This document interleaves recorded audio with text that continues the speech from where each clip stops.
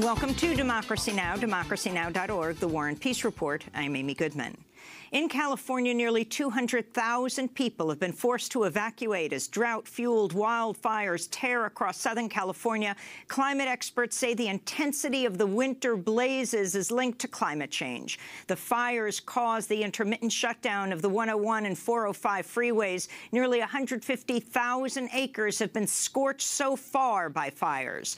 Authorities have warned residents to stay inside because of the dangerous air quality caused by smoke and cancerous ash from the fires. But a number of farms have stayed open, sparking concerns farm workers are laboring in hazardous conditions without proper equipment. On Wednesday, volunteers handing out free protective masks to farm workers say they were kicked off some farms despite the fact the pickers were asking for the safety equipment. Tens of thousands of Palestinians protested in the West Bank and Gaza Strip following President Trump's announcement he's recognizing Jerusalem as Israel's capital and initiating a process of moving the U.S. Embassy from Tel Aviv to Jerusalem. Dozens of Palestinians were injured as Israeli soldiers cracked down on the protests. At least 16 protesters were hospitalized. Control of Jerusalem is one of the most contested issues between Israelis and Palestinians. The Israeli military seized control of East Jerusalem in 1967 and has occupied the territory ever since. Palestinians, however, have long seen East Jerusalem as the capital of their future country. The UN Security Council is meeting today to discuss President Trump's announcement. A top Palestinian official, Jibril Rajoub, has now said Vice President Mike Pence is not welcome to visit the Palestinian city of Bethlehem in the West Bank during Pence's scheduled visit later this month. Democratic Senator Al Franken of Minnesota is resigning after being accused by at least 7 women of groping them or forcibly trying to kiss them without their consent. Today, I am announcing that in the coming weeks, I will be resigning as a member of the United States Senate. I, of all people, am aware that there is some irony in the fact that I am leaving while a man who has bragged on tape about his history of sexual assault sits in the Oval Office, and a man who has repeatedly preyed on young girls campaigns for the Senate with the full support of his party. But this decision is not about me. It's about the people of Minnesota. Minnesota Governor Mark Dayton is expected to appoint Lieutenant Governor Tina Smith to replace Senator Franken until a new election. Republican Arizona Congressman Trent Franks has announced he's also resigning after learning the Congressional Ethics Committee is investigating him for sexual harassment. Multiple female staff members say Franks asked them if they would give birth to his children because he and his wife were having trouble conceiving.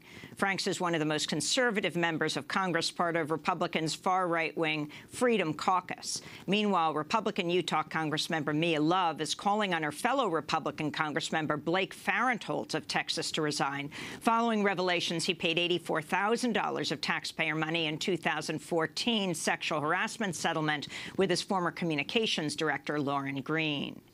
Former USA gymnastics doctor Larry Nasser has been sentenced to 60 years in prison for possessing tens of thousands of images of child pornography, including images of infants.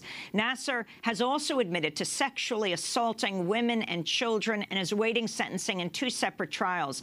Dozens of female athletes, including members of the U.S. Olympic gymnastics team, have accused him of penetrating their vaginas with his fingers and covering up the abuse by pretending it was part of a medical treatment.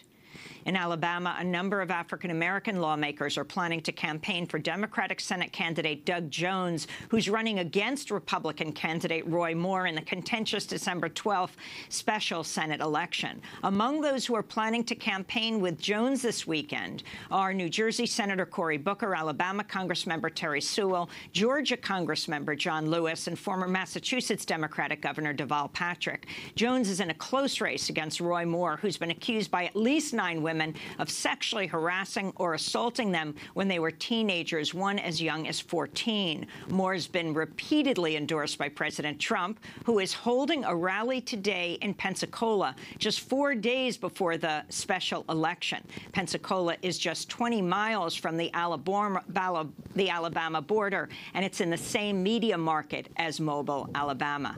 Yes, again, President Trump will be in Pensacola this afternoon.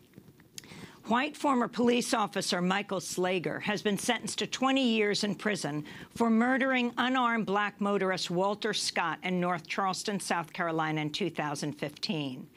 Video footage shows Scott was unarmed and running away from Officer Slager when Slager opened fire, shooting Scott 8 times in the back, killing him.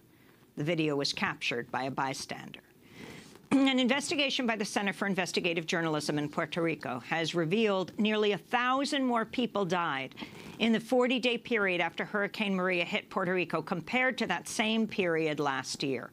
These findings sharply contradict the September 20th storm's official death toll of 62. Meanwhile, nearly 90% of schools have reopened across Puerto Rico following protests and political pressure from parents.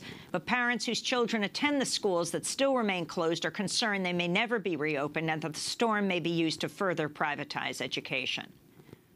My name is Kelvin Coffey. I'm a father of a child with autism, and we are here right now at the Department of Public Education of Puerto Rico to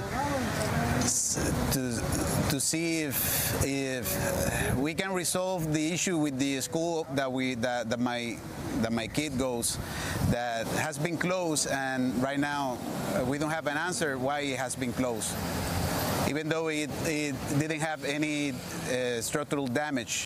Protesters flooded the streets Thursday for a national day of action protesting the Federal Communications Commission plan to dismantle landmark regulations that ensure equal access to the Internet.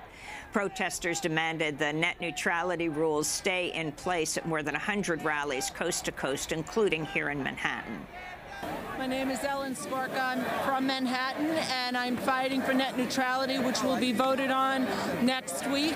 And if the FCC gets their way, they will have more control over the Internet. It will cost everyone more, and the only one who benefits will be big business. It will hurt small businesses. It will hurt individuals.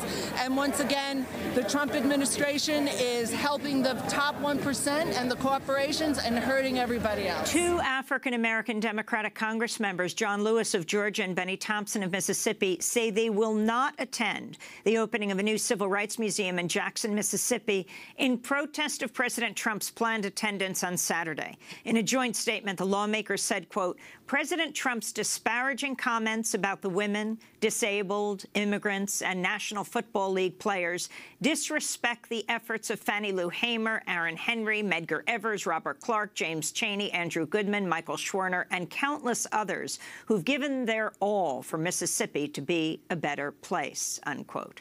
Congress members John Lewis and Bennie Thompson wrote that statement. In New York City, hundreds of people rallied outside the Brooklyn courthouse Thursday to demand courtrooms prohibit undercover immigration agents from arresting people at or in the vicinity of courthouses.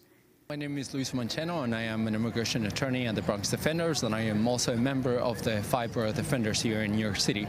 I'm here today because I'm joining all the public defenders here in our city to demand that our city courts and our courts in our state are free from the presence of ICE.